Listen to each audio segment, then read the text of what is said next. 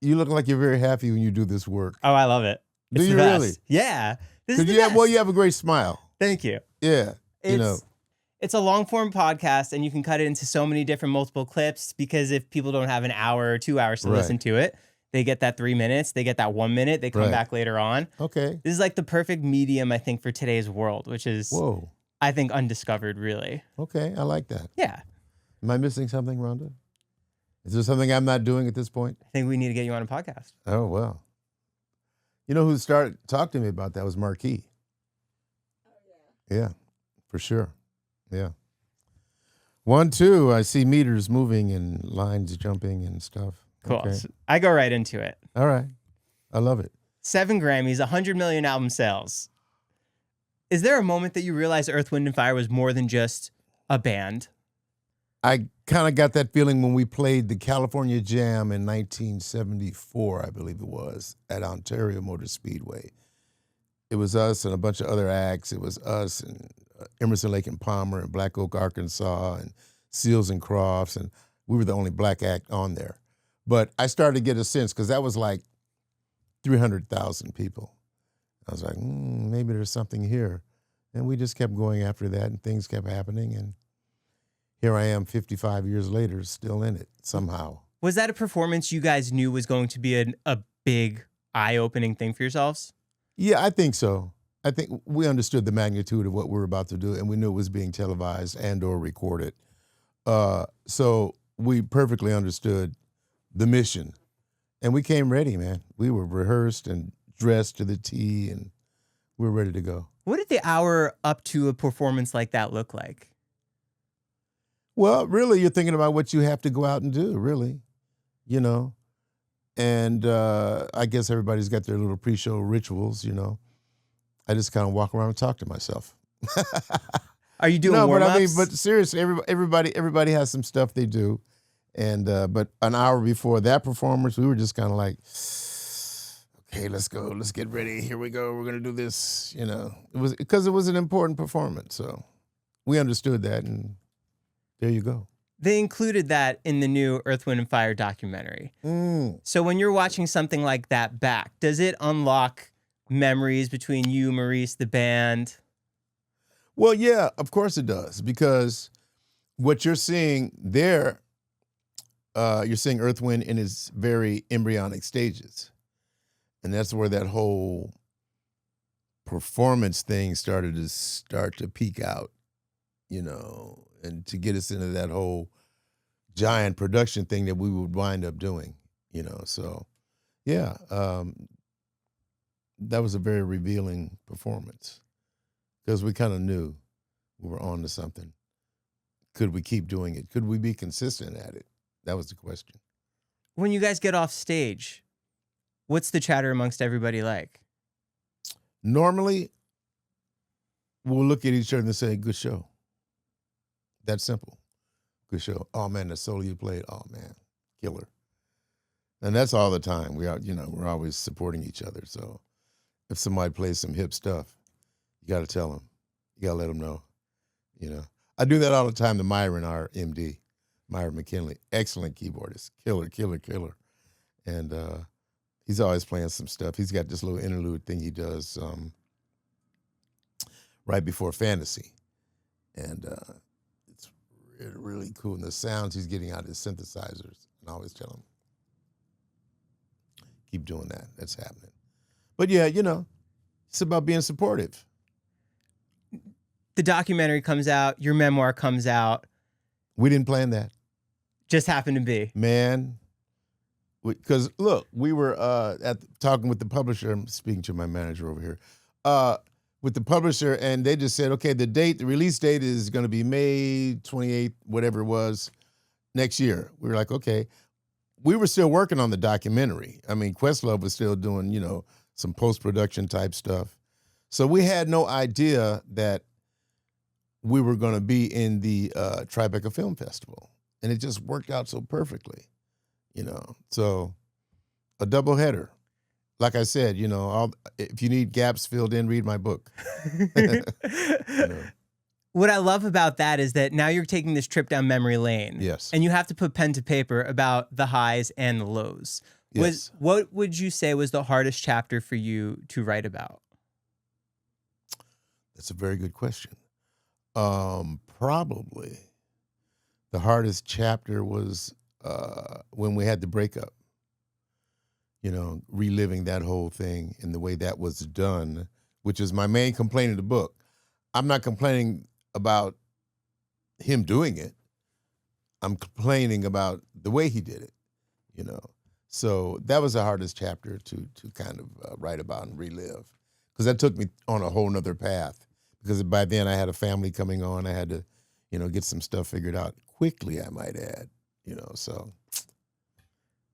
When the band decided to get back together, what kind of communication did you have as far as... I heard directly from the manager, Art McNow, and he called me up. I was working at Federated Stereo, which I state in the book, and Art called me up and said, Ralph, we're putting the band back together. You want to come back and do some stuff? I said, yeah, sure, and came on back, and it was important that I come back with a clean slate and not drag any baggage in with me. Otherwise, it would just spoil the whole thing. You might as well not come back in if you're going to drag all this back in with you, so came on back in, and we just proceeded to go some more, But those 80s were tough years, They were tough years. So did you keep everything to yourself, and you knew that if the band wanted to go on and if you were going to be part of it, let bygones be bygones? Yeah. That was my attitude exactly. Let bygones be bygones, You want to do this thing on a fresh start basis, all right, let's try it again, But those were tough. Those were tough tours coming back in that 88. Oh man, that was tough. Because we were losing money on tours at this point, and we no longer had the support of the record company.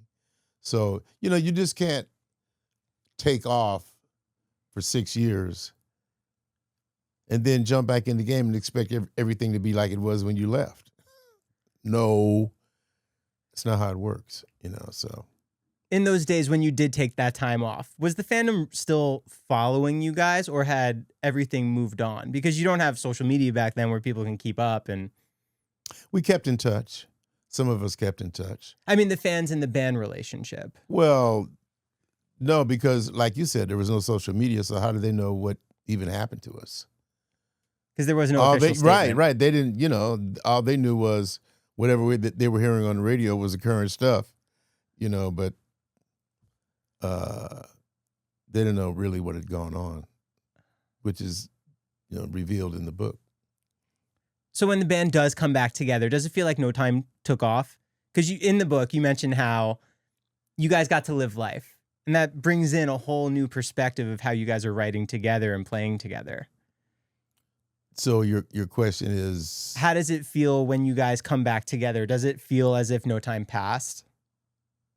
Well, I wouldn't say it felt like no time had passed. Certainly some time had passed. But no, we just, you come back in and you just strap up and buckle down and get ready to do it all over again. We were glad to see each other after all this time of being away from each other. But it was about getting down to business at this point, Can we go back to when you first joined Earth, Wind & Fire? I auditioned for Earth, Wind in December of 71. It was myself, Verdine, our bass player, and Michael Beale, who was the original guitar player who played on the first 2 albums, which were on Warner Brothers, before we went to Columbia. And the audition, very simply, was myself, Verdine, and Michael just jamming. We jammed for about 30, 45 minutes, and then Verdine called Maurice, and Maurice said, so what do you think? And Verdine said, he's the cat, and we just went on from there. And that's how, December of 71, that's what happened. Were you were playing drums prior to that? I was playing at a club down on Crenshaw Boulevard in the city called Mavericks Flat. I was playing with a group called the Master's Children. Was that your main job? That was my main, it was my every weekend gig. Did you know you always wanted to do percussion? Oh yeah, no, I was in love with the drums from the age of 8. When I first got that first snare drum under the Christmas tree, so no, I knew that's what I wanted to do. It's just a matter of finding the right situation, At what point do you feel like Earth, Wind, and Fire is going to take on? Well, you have to kind of feel like that when you see your first gold record, which was Head to the Sky, which was his second album on Columbia after we had signed with Clive Davis over at CBS. The first being Last Days and Times. But yeah, when I saw that gold record, I said, okay. I wonder if we can get a few more of these. So yeah, we wound up getting a few more. They're on my wall at home. Your wall looks very impressive at home. It's there's no more room. Did you ever think that songs like September and Let's Groove would surpass how long it really has? There's no way you can prophesy, if you will, the life of a song. You don't know. You don't know if the song is going to hit, It's interesting, but September was not a favorite tune of Phillips when we put it out, because he thought that the hook, Body-Ah, was so nuts, But look, a hit song, and I tell people this, a hit song is 50% music and production. The other 50% is marketing, advertising. Because look, if you come to, say you're a guitar player, you come, man, listen to the song I just wrote. It could be the greatest song in the world, but what you've got right now is a living room hit. I'm the only one hearing it, You got to have marketing and promotion.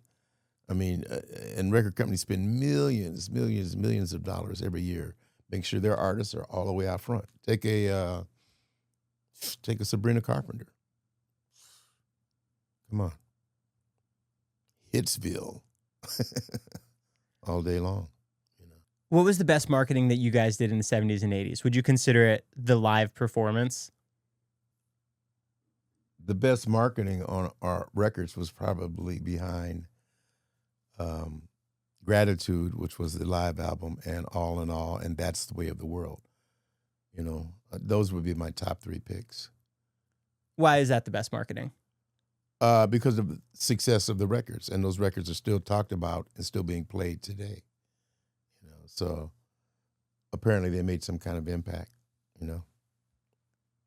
How'd you guys go about mastering the live performance, doing the magic, making sure that people wanted to come back and see you every single time you came back to that city? Well, you know what they say, you get one chance to make a first impression. And that was the philosophy. And so we knew if they were going to come back and see us, we had to get it right the first time they saw us. And so it was a very interesting thing because George Faison in the documentary said, very simply, it was theater. So here you have this killer band with these killer songs, but then you got George Faison coming in from Broadway after doing The Wiz, bringing theater, but then you've got Doug Henning or David Copperfield doing magic or special effects. Man, there's a three-way hit going on here, So I could see how people could have been very, very affected by our performance because there was a lot going on. But I guarantee you that when the night was over, you had been thoroughly entertained. What's so impressive to me is the amount of people that were in there and the amount of talent and just the harmony that it took to keep the band going for as long as it did. Well, a band is a very special entity because it's not about gathering a bunch of musicians and saying, okay, we're a band, we're just going to play. There's a chemistry that has to happen. All great bands have a chemistry, and that's the magic that takes place after you guys have been together and started playing. Look at the Stones. That's a chemistry. Look at Pat Metheny. That's a chemistry. Look at Count Basie.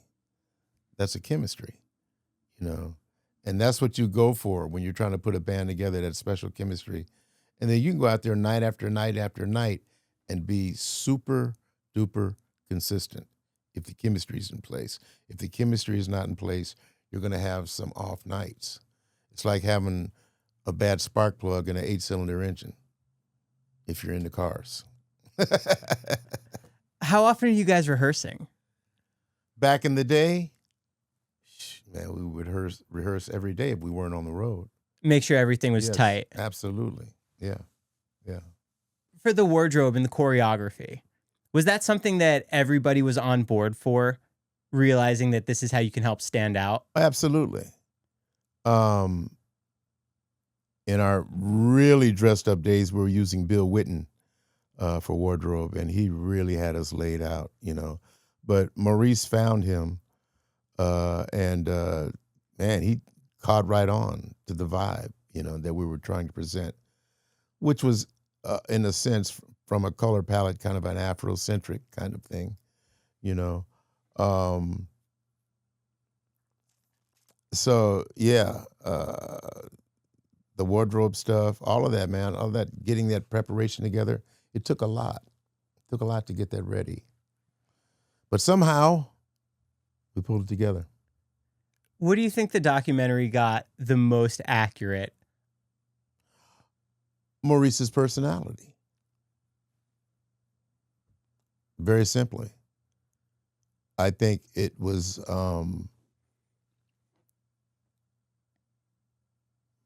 bordering on Maurice-centric, but certainly you got a chance to get a real good glimpse of his personality by way of the documentary. Do you think it nailed his creativity and just the vision that he had? Absolutely. Yeah. Did I mean, the fact that they're doing a documentary about the band and him speaks volumes. Apparently he did something right. He made an impression somewhere, so. And Questlove did a very excellent job with the whole thing, Questlove is an excellent musician himself and a great historian, so he knows the stuff. What do you think that young musicians today can take away from that documentary? Just seeing the harmony of the band, the way that you guys rose, the legacy that you're continuing to keep it going. Very simply, the takeaway is that hard work, persistence, and preparation pay off. Those things will lead you into success. The preparation, the timing, if you are prepared when it's your moment, you should have a successful moment. And that's the story of your whole journey of how you even got discovered by them. Yeah, being prepared. I was ready at the time that I came into Earth, Wind, and Fire. I was ready to play with somebody, and it was, I was on a journey. I was determined to play with a professional situation at a very young age, and so it worked out. How much of the early success do you think is the right time? I think in your book you mentioned the right time, the right CEO, the right everything was... Well, I think I say in the book that Earth, Wind, and Fire was the right band at the right time at the right record company that had the right record company president. It was a perfect storm. That's what it was. Musically, a perfect storm. Did they pump a lot of money into the marketing, pushing you guys in the magazines? Clive Davis made sure that we were known. Had it not been for Clive Davis, we wouldn't have the notoriety we have today. Clive was totally hands-on. He loved us, still today loves us, and we're definitely one of his bigger success stories still. What was that first big paycheck from Earth, Wind, and Fire like? That was a great paycheck. Because I did a couple of things. I went to Bob Smith, Porsche, Audi, and ordered a brand new 911S. I then went to another leasing company and got a brand new Lincoln Mark IV for my parents. And then one of the other things I did, I went to Federated Stereo on La Brea and Melrose, and I bought a brand new Macintosh stereo system. And I'm still running Macintosh today. Gotta have it. Gotta have Macintosh. But yeah, that was that first paycheck. Yeah, I went crazy. Is that all from the album sales, or is that a mix of album sales? You know what? It was re-signed money. The we had re-signed with Columbia, and we got great big checks. Oh, that's awesome. So it was kind of cool. It was kind of cool. So I went a little crazy, but I'm okay now. What's your favorite song to perform now today? That's the Way of the World, After the Love Is Gone. And then on the instrumental side, Rock That, Africano, Power. Those are some of my favorites. What do you notice about the crowd as all of these years as you're performing these songs? What do I notice? That they're getting younger. The people that grew up with us, pardon me, I'm turning off my phone to make sure we don't have any eruptions. Yeah, no worries. The people that grew up with us are bringing their grandkids. So we're starting to see younger faces. We're starting to see younger faces in the audience. It's kind of cool, you know, because the people that grew up with us believe in the music. And if they didn't think it was solid music, they wouldn't bring their grandkids. And it's a family show anyway, you know. Bring the kids. Bring them. How does it feel knowing that the music's transcended all these decades and it's still being played amongst dance halls, weddings?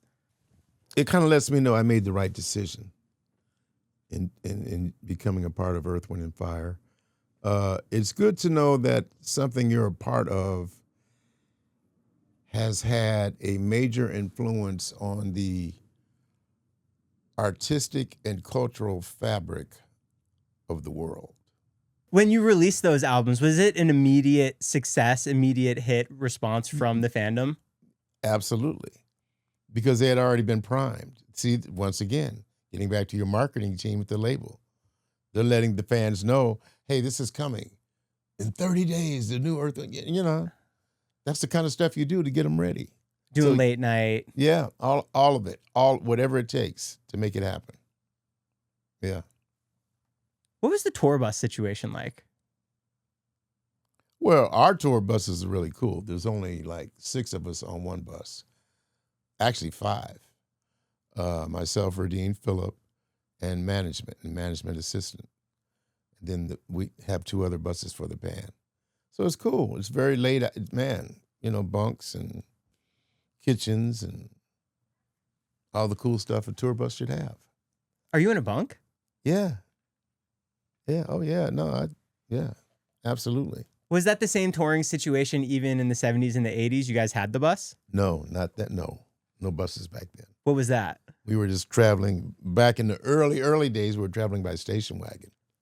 Station wagon? Yeah, we would drive station wagons, pack them up, and we had a truck that followed us, like a U-Haul, with all the instruments, and that's how we traveled.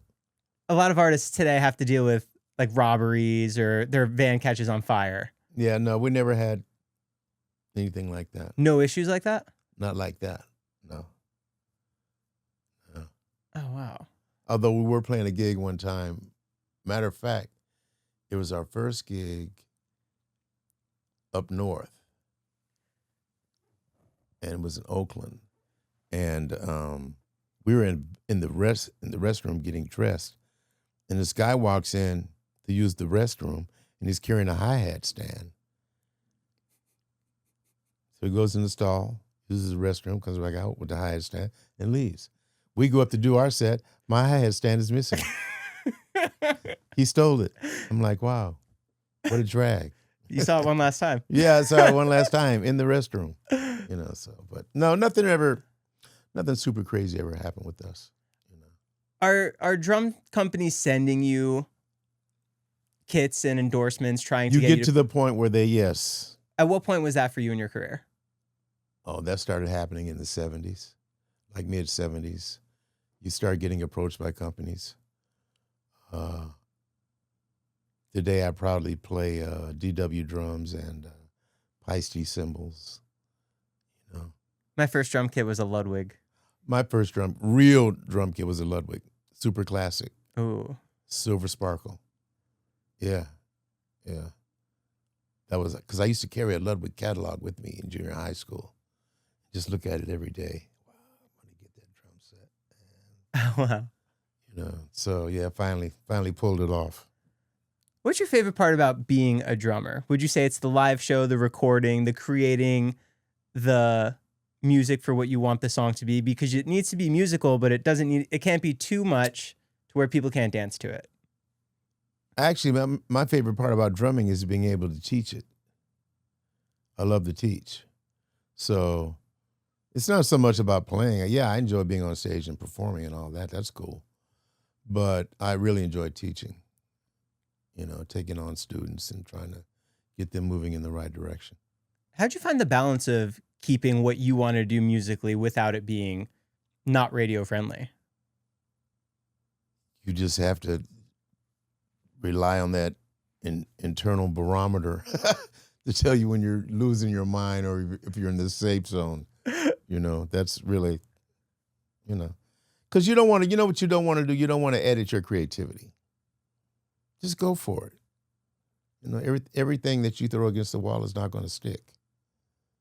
So do your best. Just create content. Did you have that same mentality even when you first joined Earth, Wind? I think I became, as I got older, I became more content conscious. Not so much back then, because the word content back in the day wasn't really a word, because today we use it with reference to the internet, streaming and stuff like that. But back in the day, it wasn't about, content. You didn't hear that word, So I say, man, just create. What was the rehearsals like when you guys were songwriting and you're putting these songs together? Was everyone contributing? Yeah, pretty much. It depends on how the song started. Did it start with Al McKay on guitar, or did it start with Larry Dunn on keyboards? Or did Maurice just have a beat he wanted to play on the drums and everybody else join in? So, a song can come about in different ways. There is no set formula for creating a song. It's however your work process is. Has that evolved for you over time? Yes. I've gotten more sophisticated in my work process because now I'm doing everything on Pro Tools. Oh, really? So, yeah. Wasn't always like that. You have to embrace technology. Otherwise you get left behind. Man, look. I remember the first time I was working with a songwriter friend of mine, longtime partner, Marcel East, who's the younger brother of bassist Nathan East. And I went to his house. He was living here in Burbank. I went to his house, and he showed me his computer, which was a Mac, and he showed me this recording software, which was called Performer by Mark of the Unicorn. That was the company. He said, "Ralph, look, man, I can do da-da-da-da." And I was like, I was in shock. I said, man, I'm getting ready to get left behind. So you just, man, look, you have to jump in, roll up your sleeves, and embrace it. So I did. Bought a Pro Tools setup, learned it. And that's how I do my radio show, strictly on Pro Tools, How do you feel about AI and it being able to create songs in seconds? See, here we go. Once again, it's too late to try and fight AI. It's too late. The genie's out the bottle, and AI is going to keep getting more and more and more sophisticated. So if you can embrace it and use it in part of your work life, then go ahead. Because it does a lot of different stuff. It is capable of a lot of different stuff. So there's something in there for you. Figure it out. Embrace it. I think the fact that you mentally made the decision to keep up with the times is why you guys are still able to perform today. You do have to keep up with the times. Otherwise, like you said, you get left behind. And that's not going to be any fun. How'd you go about evolving the live show for 50 years to make it not get stale? Oh, we saw them do that 2 times already. We don't need to go back. Well, you add new songs with new, fresh arrangements. And so that way, when they come back and hear it, they go, oh, man, why haven't I heard that in years? It's just a matter of just being sensitive to the audience. That's all. What I love in the documentary is during that one performance when you guys go out and you just meditate for 5 minutes, 6 minutes, 7 minutes. Yeah, that was in Philly. That was gutsy. Yeah, that was gutsy. Was everyone on board? Yeah, we had no choice but to be on board. That's what we're going to do. So that's what we did. and we pulled it off. You know. Everyone's side-eyeing each other. Are we almost done? Yeah, you know. But we finally got him. Took a minute, but we got him. Do you do much production now for other artists? No, not really. No. I have a project that I did last year called Funk Asylum, directed by Forrest Robinson. That's the last time I was in the studio really doing something. It's not something I'm not looking for stuff to do. If I get approached about doing something, I'll do it if it makes sense. But I'm not trying to be one of those guys, one of the producer guys. Always in the studio. Yeah, I'm not that guy. Does September hit any differently for you now, whether it's gratitude, nostalgia? No. That's one of the greatest songs we ever did. It's still one of the most popular songs on the planet.